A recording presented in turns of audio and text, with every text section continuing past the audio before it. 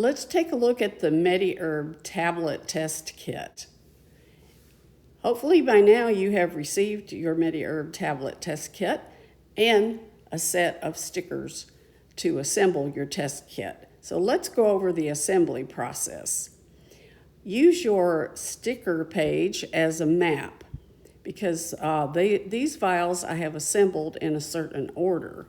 So you'll need to reassemble these vials in the tray according to the way the stickers are laid out.